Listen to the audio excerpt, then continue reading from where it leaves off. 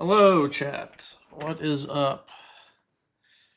Sorry, I'm a bit late today. I wanted to stream a little bit earlier, but literally as I was heading downstairs to start the stream, my dog threw up. I was like, I gotta clean that up. So she seems to be okay now, but yeah, I just had to slight delay. Anyway, normally here I would probably do like EDH game with patrons. I guess you can't see the calendar there. But next week, it's like Christmas, got family coming over. I don't know if I'm going to be able to stream. Actually, I'm going to definitely not be able to stream these days. So I wanted to do some more deck reviews. Maybe end of the month, I'll get in some Patron games. Thoughts and prayers for the dog. Thank you. She'll appreciate that. So, how does this work? Well, what happens? I will review decks. They go in this little folder here. And the way it works is cards in the sideboard are things to add. Cards in the maybe board are things to cut. If you want to submit a deck to get reviewed on stream like this, you do it via my Patreon. It's a patron perk. Link in the description of this. Bada bing, bada boom. It is for tiers 2 and 3 patrons. Tier 1 gives you other perks, but not this thing specifically. Yeah, that's about it. Thank you to all my patrons for submitting lists. Yeah, let's get into it. So I'm going to open up my thread in the Discord, and I'm going to see who has problems they need fixing with their deck. All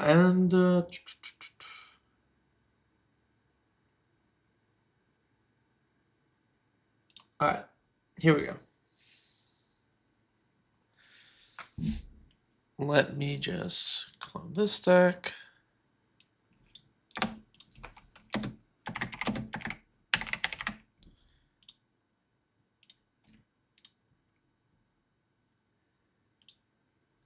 Alrighty, so this user says, "Hi, this is my Dargo Silus partner salvaging station deck for bracket 2. It tries to win with the Millennium Calendar, Drain, or a backup 5-card combo with my commander Dargo. It often runs out of gas, especially when I couldn't find salvaging station. And I would love some suggestions for how to fix that." Look, I love a good salvaging station deck. Obviously, salvaging station, one of my favorite cards.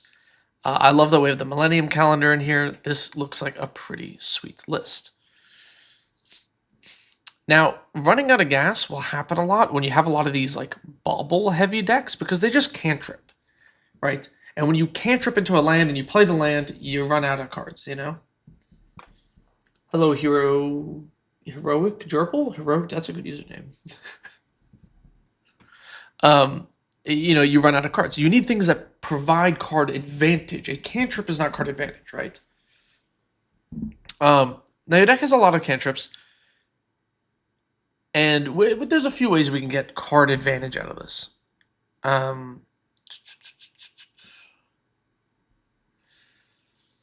mean, you know, immediately we have Thought Monitor, but you can add stuff like Thought Cast. Thought Cast is a pretty easy, you know, super cheap divination type effect. Yes, this is where you play Ashnod, which could just be in the 99. Is it Flush? No, it's the other one, right? Ashnod, the Uncaring. There we go. Ashnod will double the activated abilities of your baubles, so they're now card advantage because you'll draw 2 cards for each.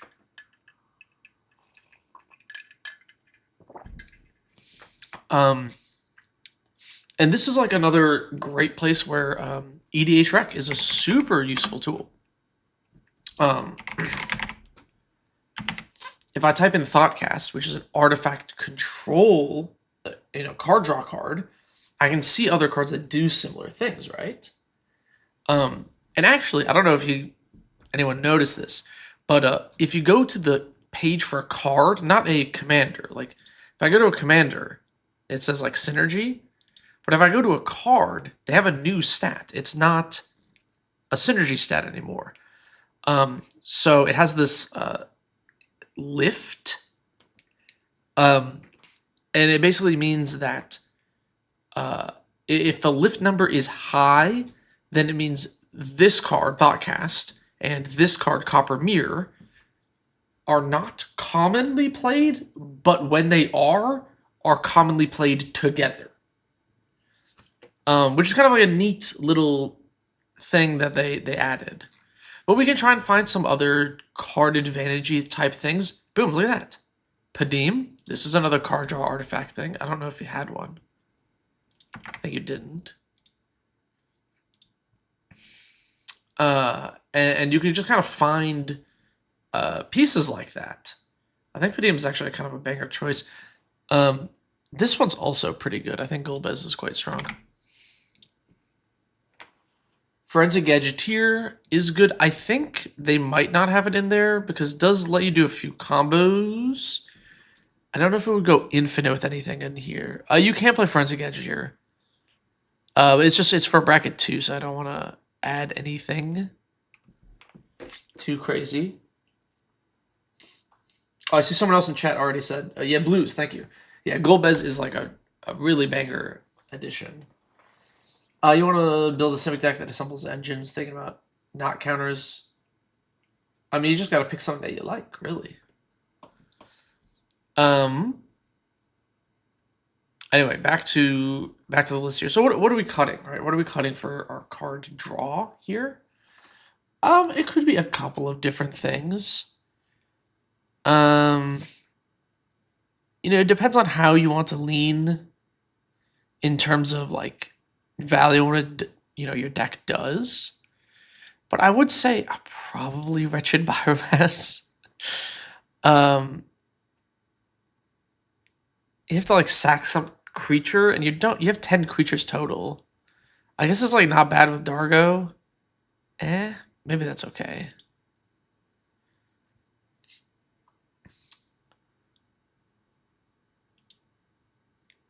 This card's really slow. I would axe Dire Flail. Honestly, I found Lotus Bloom to be quite slow in decks like this because you don't have that much mana outlets. Although, I don't know. Maybe it's good enough. Peter Parker's Camera. Pretty slow. I would ditch that. I think there's better ways to copy abilities.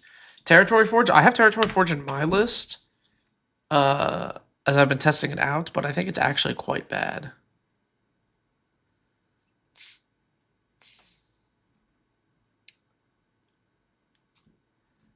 And then you have 39 lands with MDFCs with your mana cost being like mostly 1-drops. You could probably go down a land, to be honest.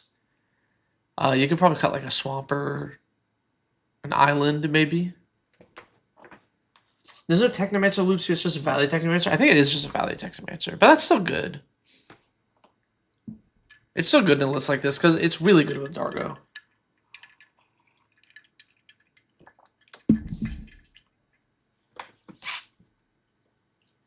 Alright. That is that list. Done. Let's move on to another deck.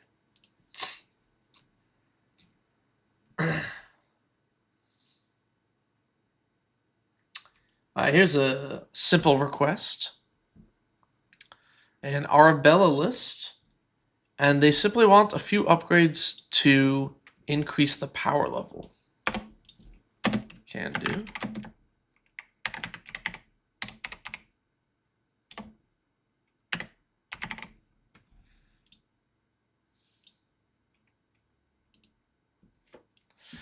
Arabella's a pretty sweet commander. It kind of killed my interest in Power 2 or less in Boros. But it is a cool commander. Long range sensor. Sorry, was that for the last list? Long range. Whenever you attack with a charge counter on this artifact, remove 2 charge counters, discover 4. This is a cool card. Actually could be good in, I mean, both the lists that we reviewed. This kind of card advantage sort of lets you get a little bit of value from your list, which is pretty sweet. But if we just want to speed up this list, crank up the power level a little bit, it's a good way to do so.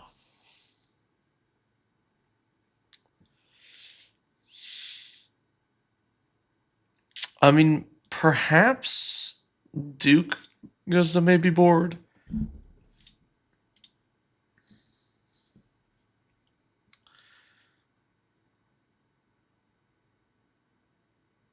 Yeah, because you don't. Here's the thing: is you got a lot of legends which you can't target with the Duke, and then you have a lot of like weenies that aren't that good with it. I'd probably axe those. Man, I do love Cavalcade Calamity. This card is sweet. Mana bad, more small creatures good. I would agree, actually. Yeah, this is definitely a Mana bad, small creatures good angle. Archaeomancer is like, oh my goodness, what does Archaeomancer's map do for you in this deck? This is not what you want to follow your commander up with, you know? Like, you want to go commander into Adeline and then just, like, obliterate your opponents. Who cares about Archaeomancer's map? Talisman, get this crap out of here.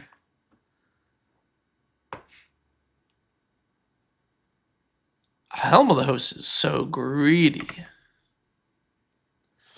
Alright. I think these are my kind of like initially changes here. I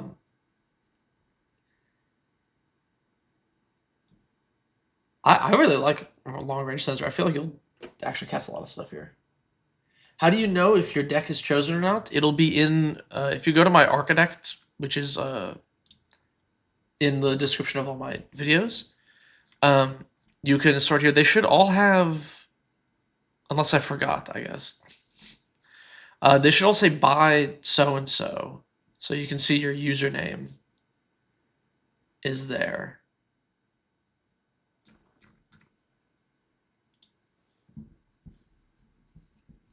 I'm not seeing any mobilized cards. That's because most of them are bad. Most of them are pretty bad. But there's like 1 or 2 good ones. What I want to add specifically is I want to focus on our curve. This and this are the most important parts of your deck, right? Because your best 2 drop is right here in the command zone. So having a 1 drop that does something relevant that you could follow up with your commander, and then a 3 drop to go even crazier is like going to help out with that. Now it could be like just some aggressive creature, like a Sarah Ascendant. I usually don't recommend cards that are this expensive, but you know, proxy it. Who cares? Sarah Ascendant is a great like aggressive card. Torch Courier. Here's a much more budget suggestion. It's quite neat. It's got haste, so it triggers your commander actually like quite quickly. But then it can also give other creatures haste. So you could go Torch Courier 1, Commander on 2, Adeline on 3, give it haste with Torch Courier, immediately slam it for a ton of damage. That's massive. Like, this is a very good utility creature for what it is. Mother of Runes already in the deck, but good suggestion. Skrelv Defector Might, another really great useful 1-drop. It has Toxic, which is really scary to start putting counters on people randomly. But it also can give another target creature you control Toxic 1 and Hexproof from a color until end of turn. It can be blocked by creatures of that color, so it lets you protect your commander. And you put extra Toxic, which gives you a sort of backup win con. You submitted your deck in Deck Doctor. It has to be in the thread. There's a thread for each month, and we're doing December now. So you have to submit in the December thread. Skrelv is so good. This card is like mad value. And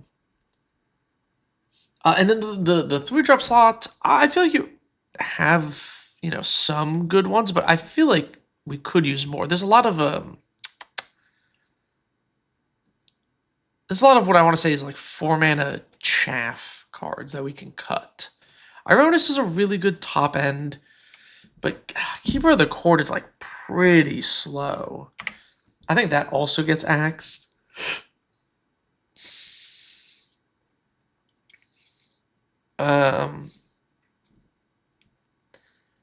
What's a good like evasive 3-drop or one that like puts on some power? Oh wait, do we have Facebreaker in here? No, we don't. What the heck? Professional Facebreaker is a fantabulous 3-drop. You play your commander on 2, you play this on 3, you immediately get a treasure token, and then the treasure token can be card advantage or ramp if you need it.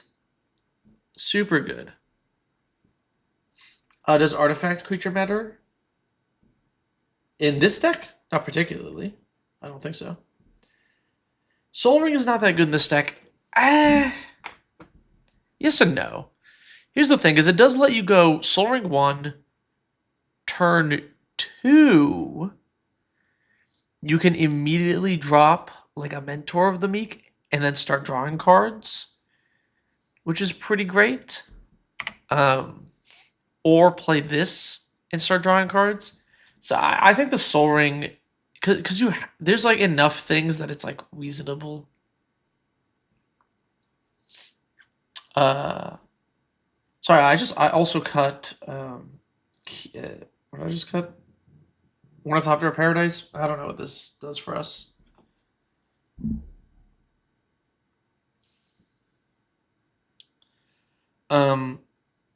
Yeah, Ornithopter of Paradise, probably too slow. I don't know, I think Soul Ring's fine in this list.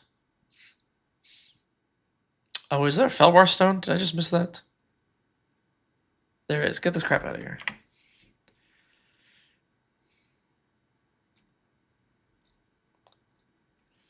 But yeah, basically that. Like, cut all of this stuff that doesn't... Anything that doesn't, like, actually kill your opponents. Things that, like, ramp. Doesn't matter. Because here's the thing. Always, always, always, your Boros aggro deck is going to be worse later in the game than someone's Simic value green pile. So you have to just win early game. So more value 1-drops and utility pieces, more value 3-drops that you can follow up after your commander. And I think that'll just upgrade. That'll make your deck quite a bit better. Goblin Rabble Master aside. Yeah, actually, just a... It doesn't even have to be anything insane, right? Like a Goblin Rabble Master is a great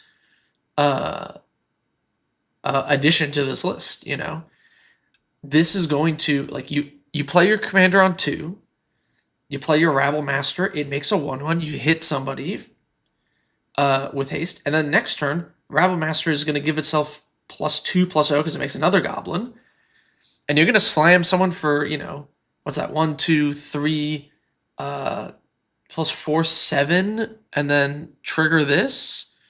You hit somebody for an extra 9, 10, 11 pretty early. It's pretty easy.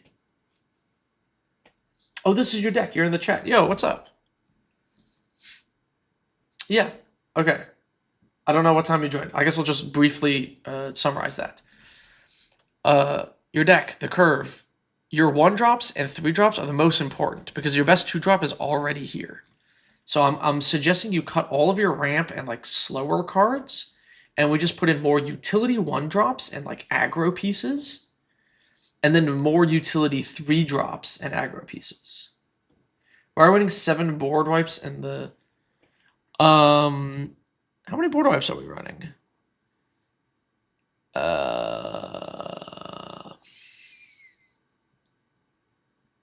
There's Final Showdown, but Final Showdown is 2 mana, give your creature indestructible, which is fine in an aggro deck. The fact that it's also a board wipe is just like whatever.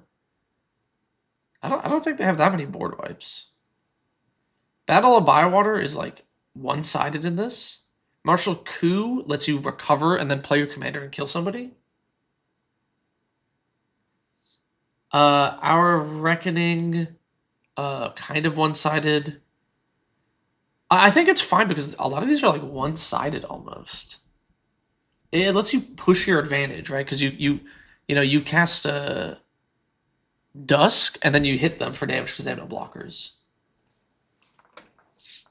I don't think it's too bad. You could probably go down 1 or 2, like maybe Hour of Reckoning, because it doesn't, like, your commander dies from it.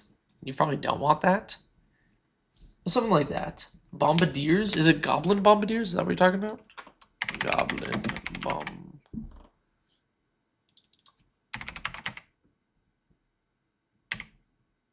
I don't know what song what car are you talking about?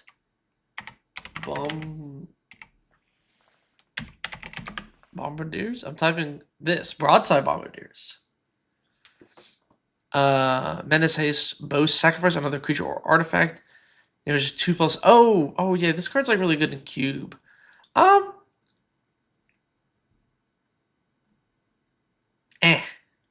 Maybe. It's really good with, like, if you want to sack something like this and deal 8 to somebody to like finish them off in limited. But in Commander, that's not very good. I don't know. I'm a little iffy on that.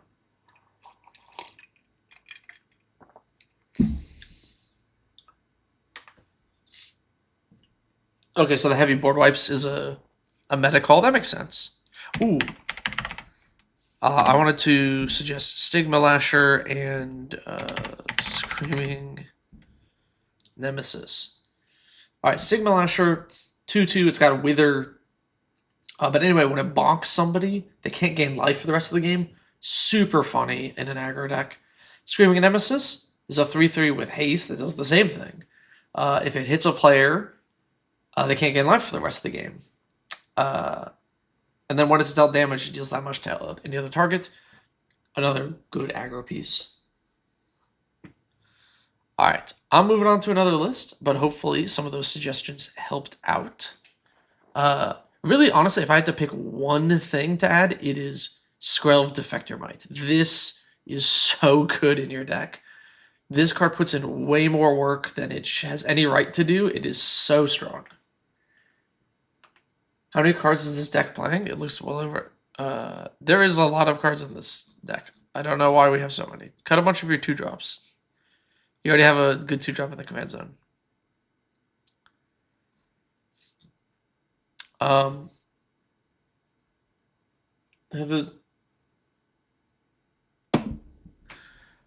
right, I'm gonna move on to another list.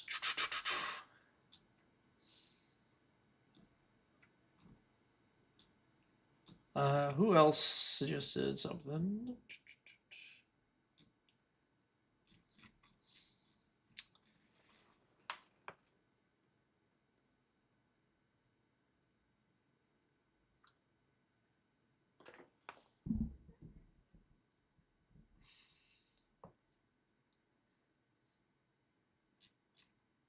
Let's find.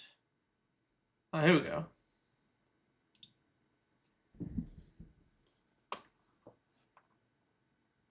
You played Hearthstone from Control Priest. You feel mean playing Control in Magic. This is your first Control deck.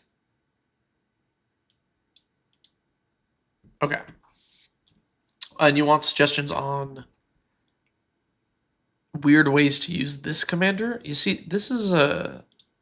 I guess I'll just get on my soapbox for a second here. I, honestly, could not figure out a good way to make this commander particularly interesting. So here's the thing about Hilda, is it kind of does what Hilda does. There isn't... it just kind of does its thing, right? Whenever you tap an untapped creature, an opponent controls, you may pay 1. If you do, you get a doodad, right? And then you play things that, like, tap their stuff. And like, that's kind of it. It's very difficult to, break out of that. And if you go on to, like, if I just go to, oh, is it with a Y? It is with a Y. Hilda. If you go on to the EDH rec, you're gonna find a lot of the Verity Circle and stuff is at like a really high inclusion, right? Like the things that tap the things show up in like all of the decks. It's pretty common. So you can have like whatever sub theme you want here. But if you really want your like Hilda deck to be, I don't know, kind of like out of pocket, you need to find a different use for tapping down your opponent's stuff. So here's my suggestion. If you want to add some goofy spice to this, what does tapping down your opponent's stuff do for you, right? What does that mean for you? What does it mean for the game state if they have all their creatures tapped? It means they're open to being attacked. And here's another place where I think EDH Rec comes very in handy. People like to poo-poo on this website for a lot of reasons, and there's good criticisms, but it is very useful. Was Goad no longer a listed theme? Am I missing something?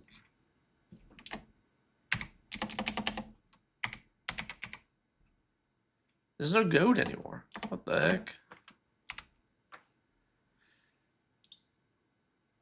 They got rid of Goad as a theme? Am I crazy?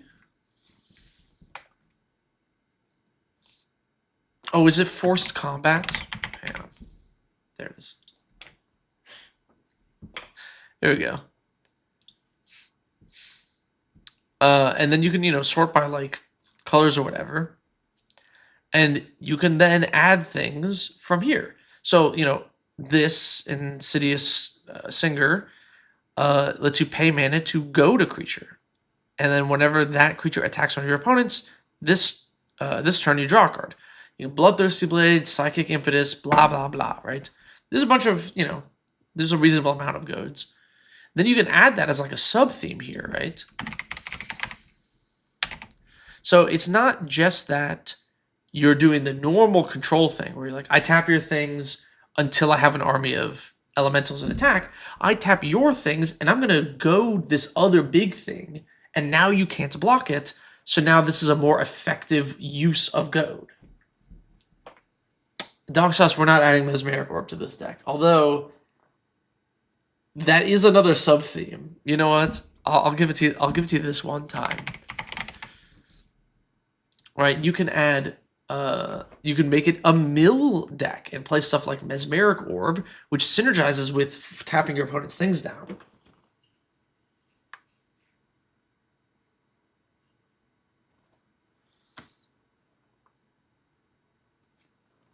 I mean, Hilda's like, it's probably as consistent as it's gonna be. You put all the things that tap the stuff down in there, bada bing, bada boom.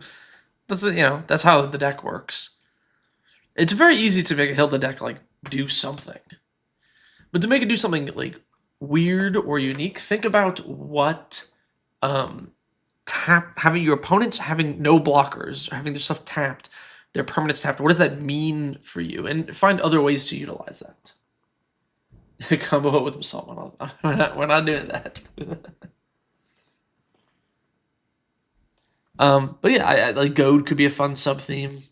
Something like that. You can add many more, right? Obviously, you have a lot of instants because you're a control deck. You can, play stuff like Talrand and go more Spellslingery if you want to, make Sphinx Bone Wand your finisher or whatever. You can do that. There are some sub themes I would suggest adding, although I know it is tricky with this commander. All right, moving on. Another list.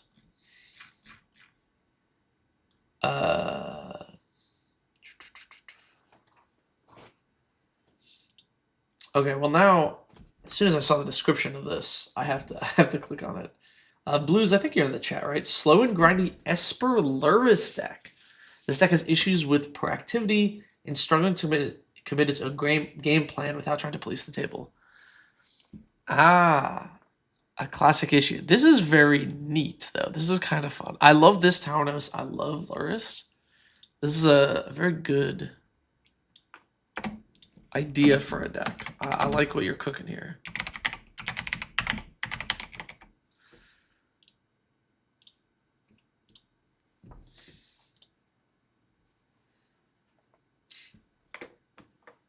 Infect Hilda? I mean, yeah, something like that. Thank you, Foxley. If they have no blockers, what can you do? You can infect them out. Make that your something. You know, do something like that, yeah. Okay. Okay, so we're a Luris deck. So we can't have any permanents that are higher than 2 mana value. Now, I'm immediately beginning to see an issue, and that is you have no win conditions. You forgot to put win conditions in your deck. You can vouch this list is awesome, yeah, because you've played against it, right? It's a cool list, but there's no win cons. Like what are we doing here? Like, don't get me wrong. I think it's cool and epic to Executioner's Capsule and recast it with Luris. I'm here for it. None of that does any damage to the opponents. But the win condition thing for commander decks is, what was the problem this deck has? It doesn't win the game. It doesn't do anything proactive. This is just a pile of removal and baubles. So there's like easy solutions, right? You just put things that win the game. Oh, expropriate, breach the multiverse, right? These aren't permanents because Luris says permanents for some reason instead of all spells. So you just put like big instant sorceries that win the game. And these are good ones, but you can play some of the bad ones too. Eternal. Is it Eternal Dominion? Is that the blue one? Yeah. Put Eternal Dominion in your deck, right? Who cares? This will win the game eventually. Like, why not? The other thing is threats that kind of scale a little bit better. Things that have activated abilities you can pour mana into. Or just like X spells that you can get more value out of. Thopter Sword combo and Retrofitter Foundry are the closest thing this has to a win con, but it's very slow. I agree. I have tried to win with that combo in EDH many times, and without something like Humility to like really lock down the table and buy you the extra like 4 or 5 turns you need, it's quite difficult to do. So honestly, like stuff like this, it can be, there's budget options too, right? Play like Blatant Thievery. Just steal things. You're in blue. You don't have to play Bribery. Play like Twin Cast. Oops. Twin Cast. Just copy spells. Bada bing, bada boom, right? If you twin cast and expropriate in the late game, you'll probably win. I don't know. Figure it out. I think you can just put big win cons in here. Now, if for whatever reason you want it to be something different, there are other scaling threats we can put in here. Steel Overseer is another great option, right? It puts a counter on each artifact. And then you can do that every turn. And you do have like some amount of artifact creatures. Baleful Strix, you have Esper Sentinel. You might have to retool this a little bit, but you could, do some artifacty things. Arcbound.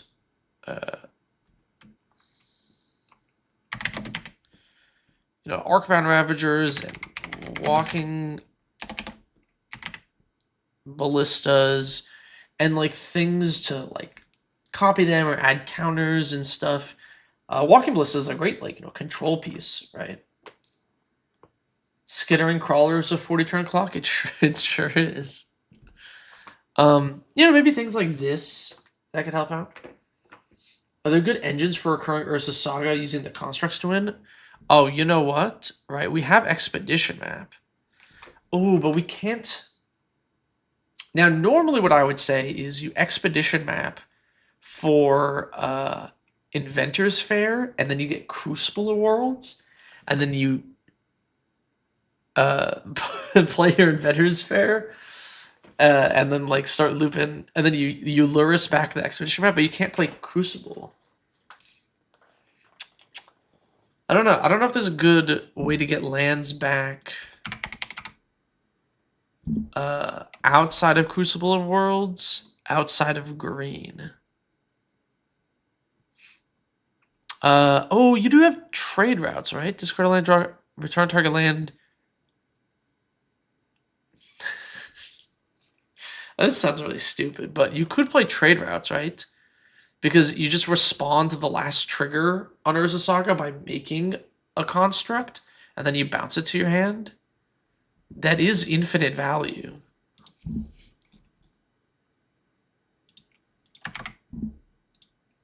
And it doesn't break your Luris restriction.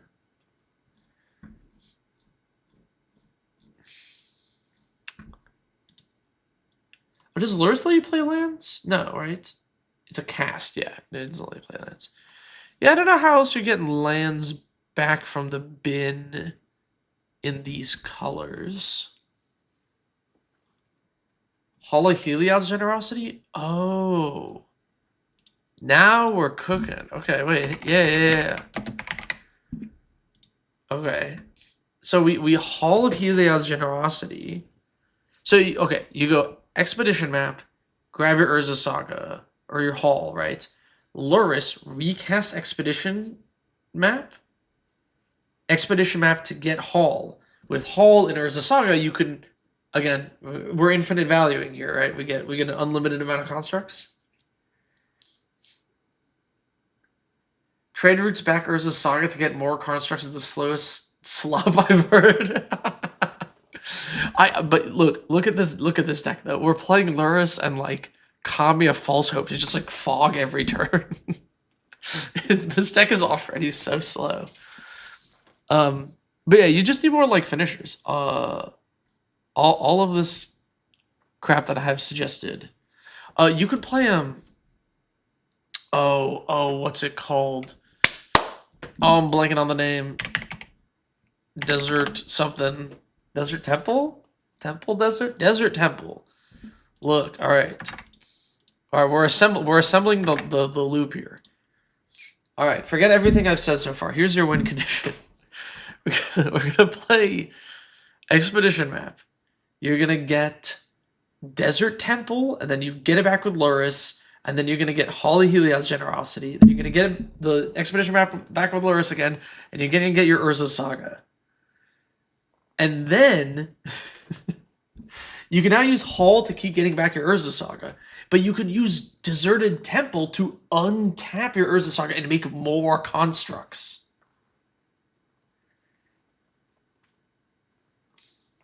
Activating Celestial Colonnade is your real win con.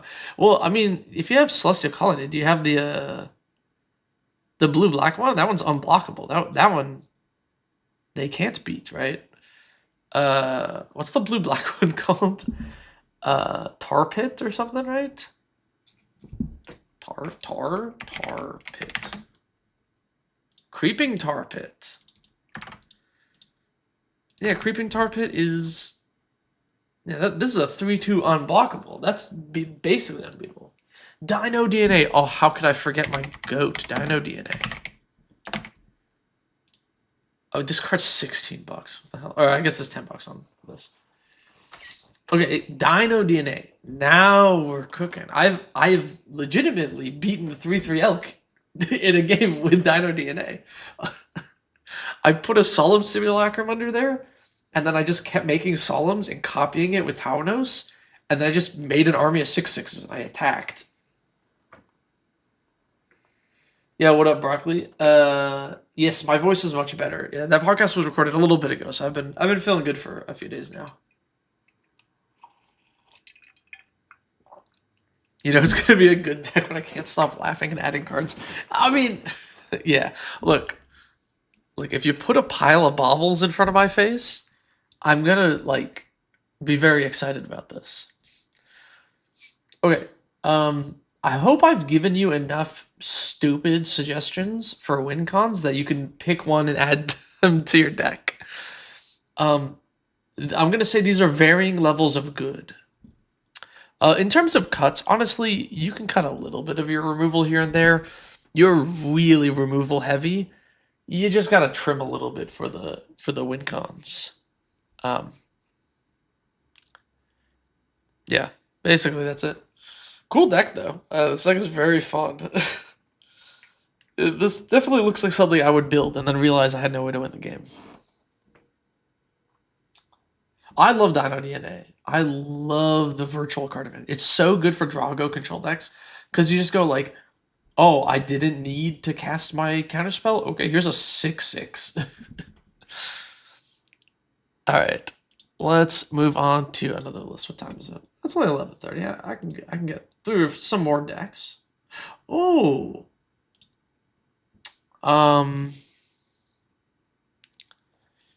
this is a commander that I considered building for a while. That was calling me.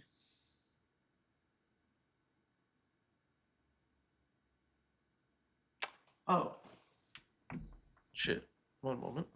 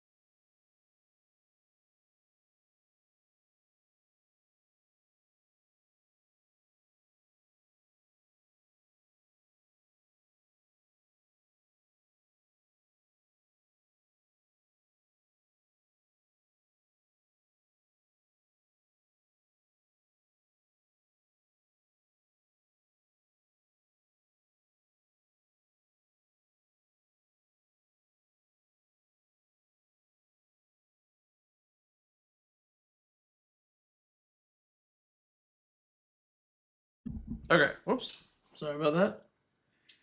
Had to take that call real quick. All right. This commander is one that I really thought about building. It's pretty sweet. Have I done your Varric list? I don't think so. Maybe. If you check the Deck Doctor folder, you can see which lists I have done. I don't think I did a Varric list. Anyway, sorry, we're back. This commander is really fun. I really like this commander a lot. So basically the idea is you can cheat big things into play with the commander. Which is cool, who doesn't love doing that? Anyway, they were just looking for some suggestions for underplayed, expensive blue-black spells, right? So the way this commander works is kind of goofy. Basically, when it enters, you draw 3 cards, put 2 from your hand on top. So you cast a Brainstorm on ETB. And then when it dies, you exile a top card, and then target opponent lose life equal to its mana value. If it's an instant or sorcery, you cast it for free. So the best thing to do with this is you make a clone of it. The clone comes in, it'll do the ETB, state-based triggers, and like die all in one go. So what happens is you will brainstorm, flip the top card. If it's an instant or sorcery, you immediately cast it. So as you can see with this deck, we have stuff like Amanatu's Augury, Army of the Damned, Beacon of Tomorrow, like high mana value spells that are like powerful, and then you cheat them into play, which is pretty cool. We have some goofy ones in the sideboard here already, but that's basically how the deck works, right? It's pretty simple. And if you just want a couple of fun suggestions, like my personal favorites, I got a few for you. I really like Worst Fears. It's so sweet. I mean, you just yoink a turn from your opponents. Like, it's so good. Vice of the Eldrazi. Vice of the This? The problem with this is you can't, like, there's no way this deck can hardcast it.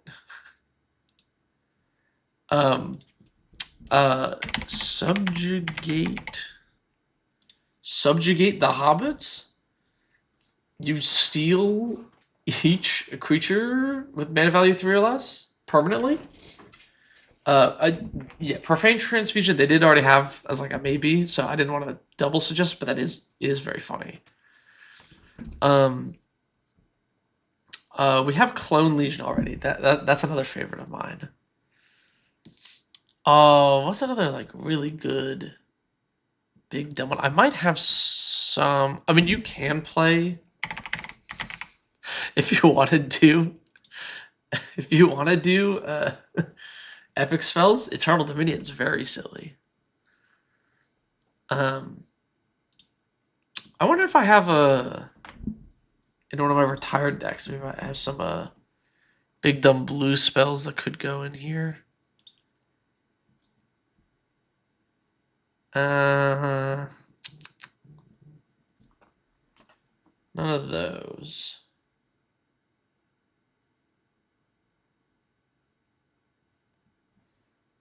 Epic spells. I love epic spells. This is really sweet. Time swap. Yeah, they got time stop.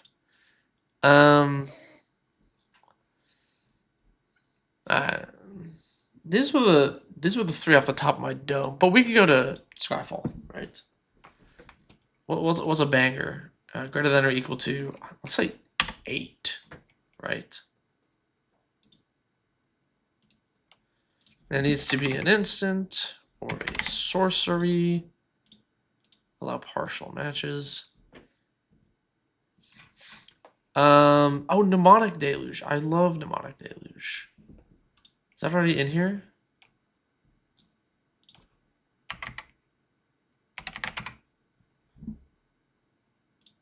So Mnemonic Deluge is really awesome because then you cast a big spell from your bin 3 times.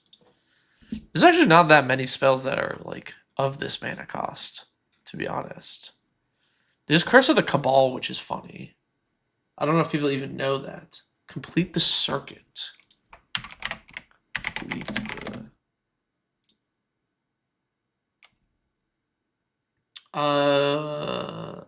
when you next cast an instant... Oh, that's kind of cool.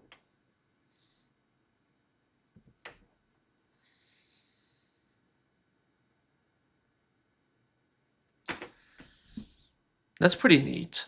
You know what? I'll say Curse of the Cabal. This is kind of like a classic big spell. So it's pretty funny. It causes target player to sack half of their permanents, which includes lands, by the way. It completely obliterates them. But you can also suspend it for 4, and then it suspends 2. And then at the beginning of each player's upkeep, if it is suspended, they may sack a permanent. If they do, it gets 2 more time counters. So you can suspend it, and then on your turns, you tick it down, and as it ticks back down, someone will have to go, oh, I guess I gotta sacrifice a permanent, otherwise it's gonna come back. It's kind of a silly, goofy card. I don't know, I like it. Psychic Metal? What is Psychic Battle? I don't think I've... This is an enchantment, so we can't cheat it. Whenever a player chooses one of our targets... Oh, I don't know if... That's funny. I think that's a little too jank for this list, but I like the idea. I think those are some good suggestions. I'm gonna move on to another list. A fun deck though.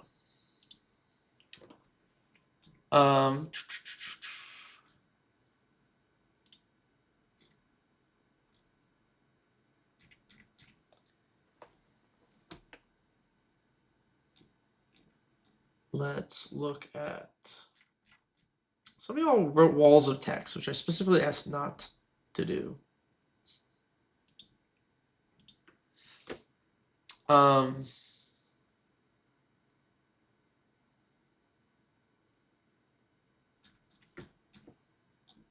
I said to try and keep it simple. Did I already do this one? Did I do this one sheet talk list? I don't think so. Let me make sure I didn't already do this list.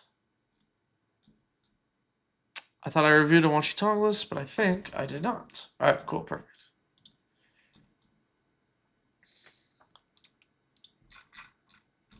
All right, new deck. Every day we shuffling, banger name.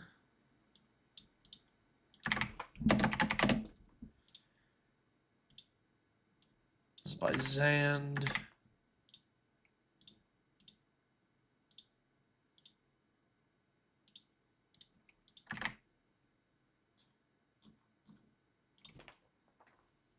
Commit to Memory and Lucas Stadium did not get added.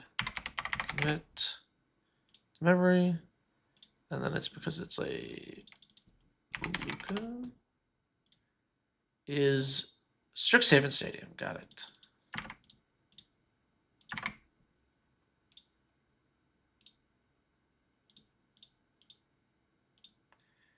Alrighty. So this is the big Wan Shi Tong is the commander. Wan Shi Tong all-knowing. It's kind of neat. You're finding your list to be a little slow to keep up with your pod. Needs just to speed things up. Either have more mana or lower my curve while still triggering the commander. Is yours a wall of text? Is yours a wall of text? Man, let me see. I don't see it in the December one. Maybe I'm missing it.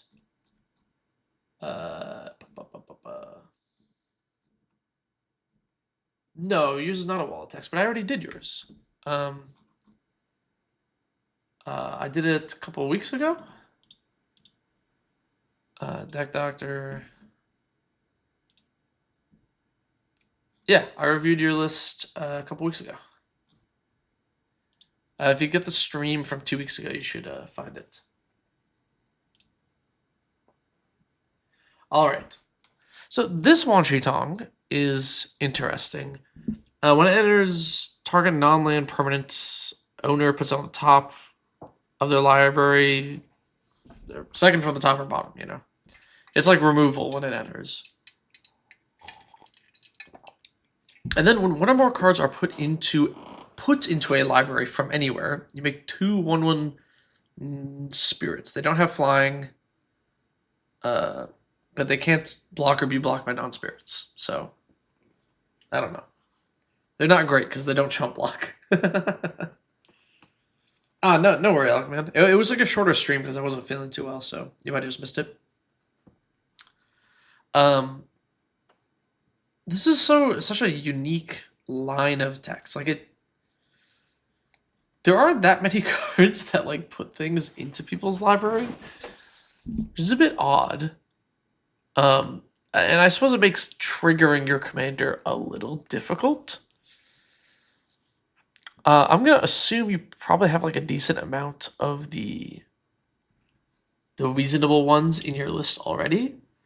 Now, if you're finding your list to be kind of slow, we probably need to lower the curve.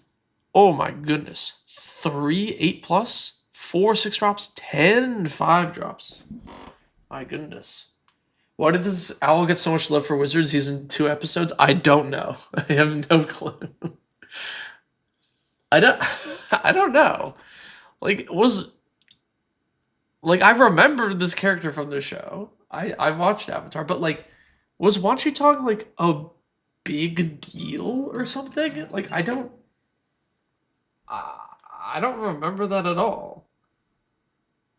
I don't remember, really getting super pumped about this character. It was fine episodes or whatever.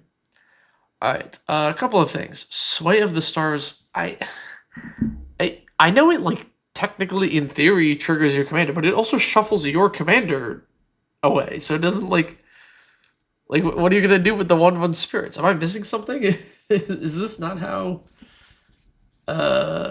Is this not gonna do anything? Maybe I'm not seeing the vision with Sway of the Stars here.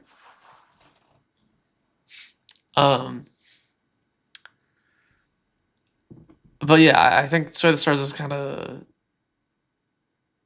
the use of it here is lost on me.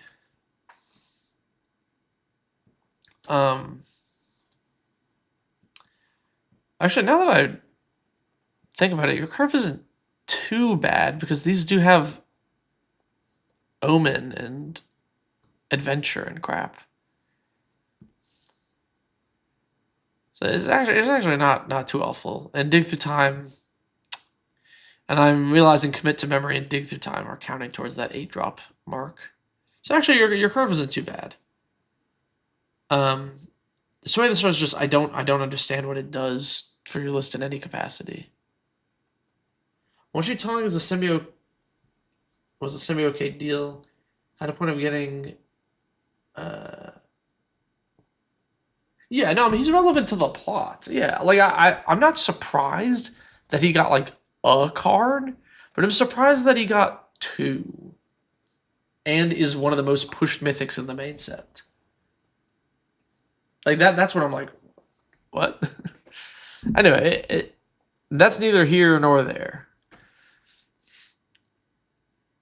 This is kind of weird, to be honest. We're like kind of low on like win cons too, and then we're playing like Biden of Thassa and Strixhaven Stadium, which I guess you guys are sort of unblockable. So I'm starting to see the vision. I still don't get Sway of the Stars unless somebody can in chat help me understand that. I will think I do want to add cards like Sigurd Stupor. Cards like this are really good for making your deck feel faster because it makes it so you don't stumble on land drops when you need to, but it's also like a relevant spell. And I actually really like I'm blanking on the name. It's blue. It's an MDFC.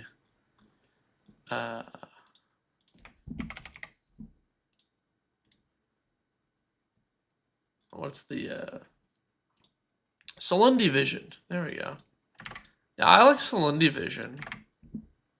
It's kind of a neat cantrip. You have a lot of instants and sorceries. Again, land drop. His Planetarium should have gotten 2 cards. It was more important. I maybe. Aquatic Alchemist. Is there another way to like amp up these spirits? Your deck does feel slow in terms of like damage, you know? Like I want to buff up the spirits, but in a way that's not like a big deal for your deck. Ooh, maybe is it Sting? Is Sting the new one that does I'll just what? Rune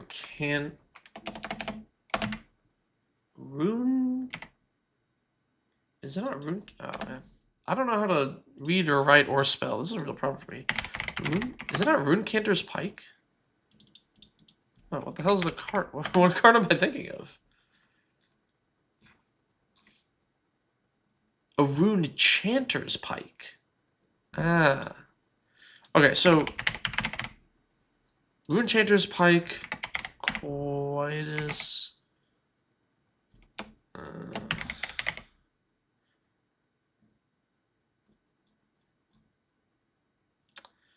It's literally right here. Quietus? Quietus Spike. Scythe Claw. And then there's another version of Rune Chanter's. What is this card called? Am I stupid? Is this not Rune Chanters? What? Am I typing this completely wrong? You guys are learning in real time how absolutely illiterate I am. Like, I cannot read or write at all. Ah, my goodness. This is the card I'm looking for. Alright. Now that I've found the cards I want to talk about, let's talk about some cards. Glamdring.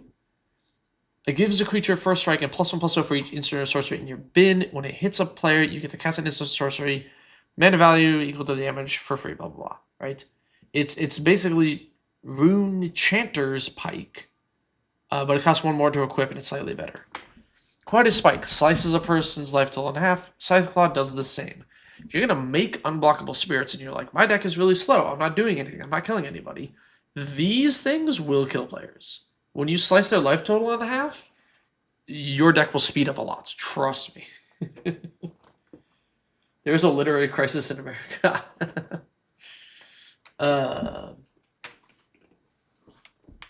Would it sway the swords trigger him multiple times?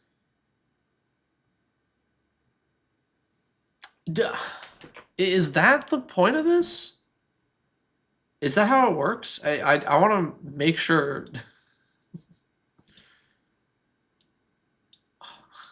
Why can't I drag? Why can't I drag Sway the Stars around? Ah! I have to go here. I have to go here. I have to put it back in the main deck. Oh, Sensei's Divining Top is actually pretty good, yeah.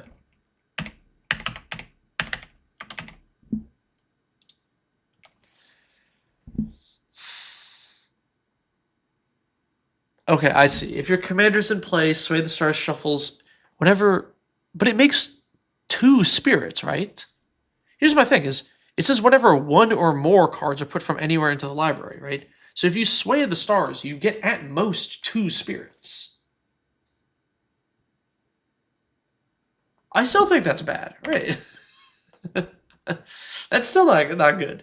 It's so slow, and then all they have to do is like maybe you'll take a player out, but by the time you can do 21 damage with those 2 spirits, like, Sway the Stars doesn't do anything.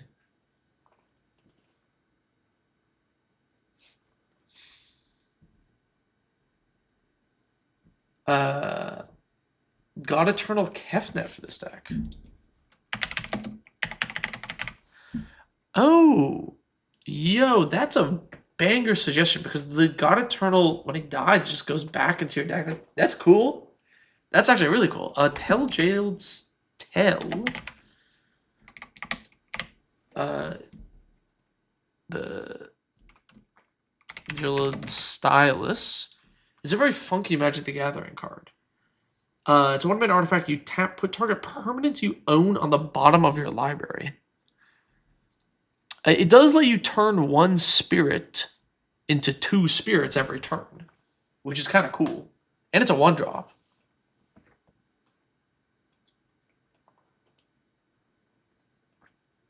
This is such an interesting commander. I really wish it wasn't mono blue. I wish I had 1 more color for this. Okay. I think I've suggested enough ads. I want to recommend maybe a cut or 2. I'm going to say Supreme Phantasm. Look, I get it. Buffing your spirits. Cool. epic. But buffing your spirits +1/+1, you're not making that many. Not that scary. Quite a spike. Glamoring. Now this buffs your spirits. That'll kill them, you know. Library of Lang. And then discard cards with like looting effects. That's really funny, but that's a lot of crap to figure that out. I will say this is also obviously not like super budget. But Urza Saga, pretty sweet if you add the Stylus, because then that's like an engine for your deck that you can get off of it. Or if you need mana, you just get Soul Ring, which is pretty sweet. Scroll Rack, oh yeah, Scroll Rack to trigger your commander every turn. If you do add Scroll Rack, I would highly recommend adding cards like Scalding Tarn and Fetch Lands. It becomes really powerful. Tabernacle, probably not Tabernacle because we're going wide with spirits. I was trying to consider cutting. It's kind of hard to cut because you do need all these like random jank effects that just like put things on top of their owner's deck. Otherwise, you don't really have ways to do that.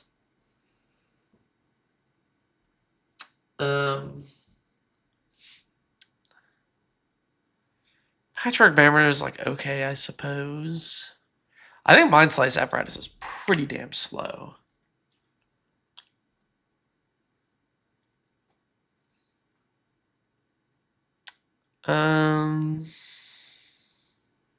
Vendilion Click triggers your commander, doesn't it? Okay, that's fair. Bender's Water Skin. Untap the stone. Each player's untap spell. Add a mana. Okay, cool.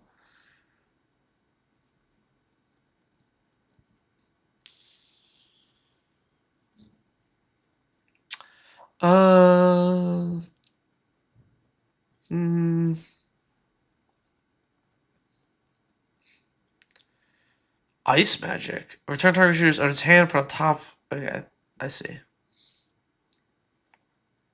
Target player shuffles their graveyard into their library, draw a card. Oh my goodness. This is 4 mana graveyard hate. Holy. 4 mana? I think this is way too slow. You could play Factor Fiction for that mana cost. That's pretty rough.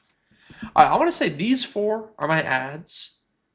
And then, yeah, I think like Tail-Jailed Stylus or Sensei's Divining Top as like an engine for your commander is like pretty sweet. Definitely add some of the like life-having effects or some of these. Buff up those spirits, speed up your deck a little bit. And you can add some other, combination of these cards as well. Scroll Rack plus Fetches is pretty sweet. Got Eternal Kefnet just for like pure value. Urza Saga, especially if you add the top and the Stylus. And then maybe, cut an island or 2 for some MDFCs. That should also help speed up your deck. You don't get mana flooded as much because you draw more spells, because your lands are spells, etc., etc. Water Crystal. I guess, yeah, we're not milling them. It's probably too slow for 4 mana. I'd say cut that too. That's a good cut. Okay. That is it. You can cut Learn from the Past for Chrome Companion for Graveyard Hate. Who's Chrome Companion? Chrome Companion. Oh, you know what? This is true. It's also a life gain engine. Yeah, Chrome Companion actually seems quite a bit better if you want Graveyard Hate. Okay. That is going to be it for today's stream. Sorry if I did not get to your list. I will... Well, we'll see if I stream later this week. Probably not next week. It's, holidays. Happy holidays to everybody, by the way. No stream next week, probably. I'll be traveling. Got some family coming into town. All that jazz. Thanks to all my patrons for supporting me. If you want to get your deck reviewed like this on stream, all you got to do is click the link below and join the Patreon. Tokens don't count for his effect.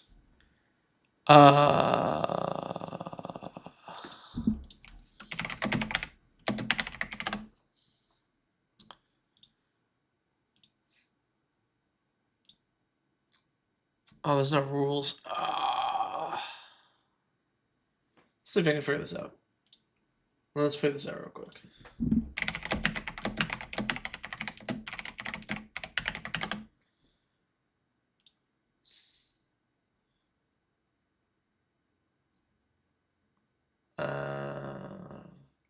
Because usually the thing is like tokens, they still die, right? Even though they don't end up in your graveyard.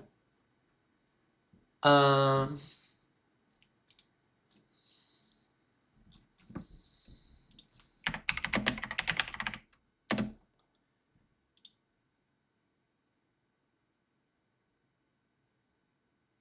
pretty sure this works on tokens. I guess I want to double check. No, Google, I don't want an AI overview. I want to figure out where the hell this is from. I don't see why it wouldn't work on tokens, I suppose. If I can find a similar card that has a ruling for it.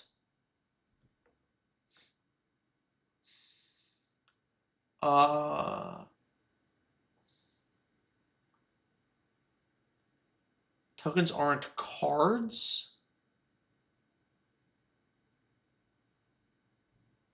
This effect specifies one or more cards.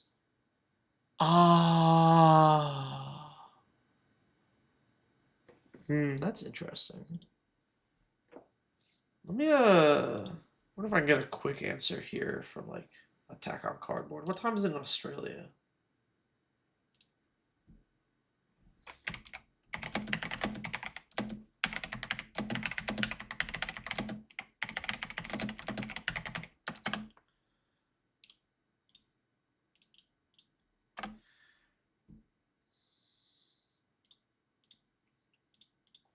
I'm not finding a definitive answer online, which is annoying.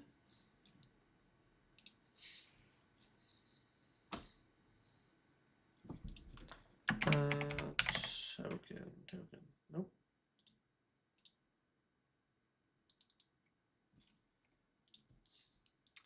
Is effect specified? Yeah. I don't know. All right. I might look into that. I'll post on like social media or something. It is early morning in Australia. We'll see. Okay. Anyway, I'm gonna call it for there.